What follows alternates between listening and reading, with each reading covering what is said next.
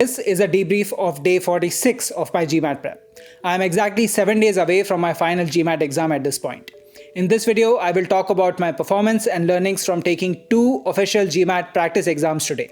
First, practice exam number 6, and second, practice exam number 1. If you have followed my GMAT prep from the start, you already know that this is the first time that I have taken practice exam number 6 and the second time I have taken practice exam number 1. The last time I took practice exam number 1, it was day 10 of my GMAT prep. My intention on that day was simply to identify a baseline score to measure my GMAT preparation against. I had scored a 65th percentile score on practice exam 1 on that day. That said, let's start by talking about my performance on practice exam number 6 today. My score on this practice exam was 715, which is a 99th percentile score.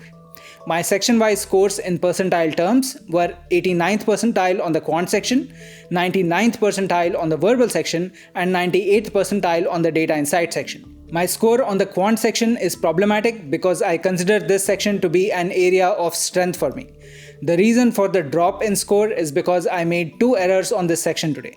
Both of them were because of time pressure which piled up towards the second half of this section. I also ran out of time on the last question. The errors I made were on question 16 and question 21 respectively. It's not that these questions were difficult.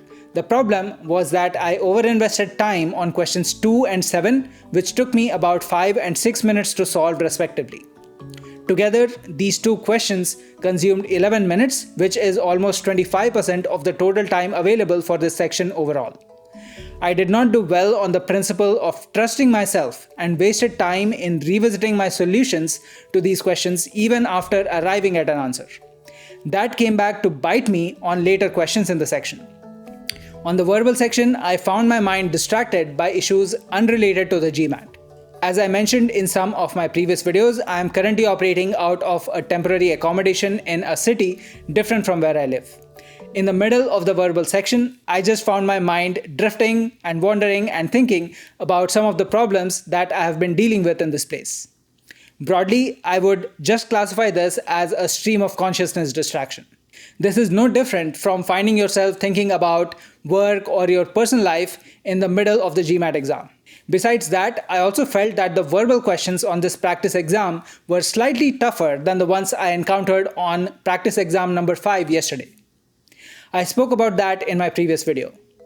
There is one important discovery I made on this practice exam, which I am going to incorporate in my approach to the test. As you know, the current version of the GMAT allows you to edit your answers on up to 3 questions once you are done responding to all the questions on a section. When you are answering questions linearly, the interface provides you with a next button after you have selected an answer on a question. However, if you navigate to a question from the review screen, the button reads as confirm and return to review screen. This is important because you can use keyboard shortcuts to press these buttons on the test interface. However, the keyboard shortcuts for these 2 buttons are different. And this is something you want to be aware of, just in case you need to press these buttons with a few seconds left on the exam. Another lesson I learned on the verbal section today is that you cannot start relaxing if you are running ahead of your time targets in the first half of a section. For example, I was doing relatively well from a time perspective in the first half of the verbal section on this exam, but then I ran into a super complicated reading comprehension question towards the end. I ended up making 2 errors on questions 18 and 21 respectively. Both were the result of being squeezed on time towards the end of the section. Talking about the data insight section today, I was able to answer 19 questions, but only after skipping a couple on the way.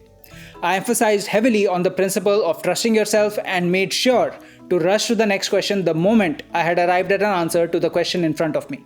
I also did reasonably well with squeezing scratch work so that I was not spending valuable time erasing my whiteboard. All of that said, I still found that time pressure built up significantly after the first half on this section as well. I made 6 errors throughout. Question 1 was a genuine miss on my part. I just made a processing error on this one. On question 4, I realized that I was going to take too much time, so I decided to simply skip it and move on. On question 10, 13 and 17, I just gave in to time pressure. With more time on my hands, I could have answered these 3 questions correctly. On question 20, I simply did not have any time left, so I just marked an answer at random, which turned out to be incorrect. Next, let's talk about my performance on practice exam number 1, which I was taking for the second time today. My final score on this practice exam was 695, which is at the 98th percentile. My scores on the quant, verbal and data insight sections were at the 92nd, 96th and 94th percentiles respectively. Obviously, this is a significant improvement in my score from the first time I took this practice exam on day 10 of my GMAT prep. However, this is still below my target 99th percentile score. Part of the reason why my score dropped is because I was taking a second practice exam on the same day.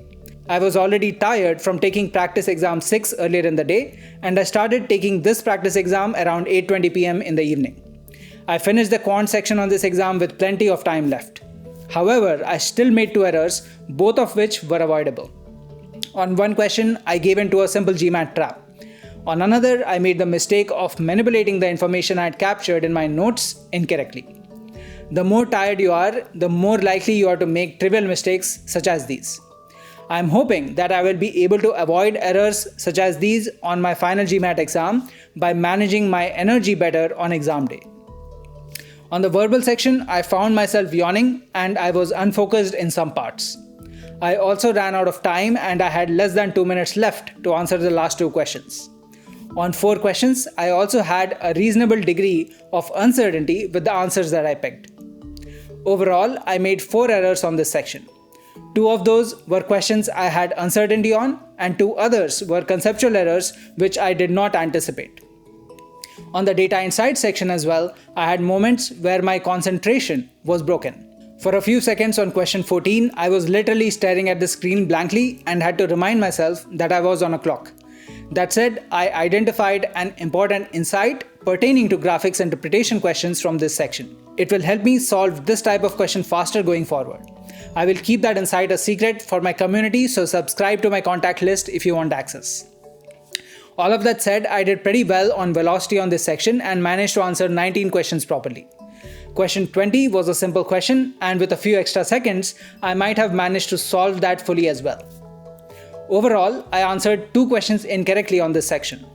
On question 15, I got 1 of the 3 parts of the question wrong and lost credit because of GMAT's no partial credit rule.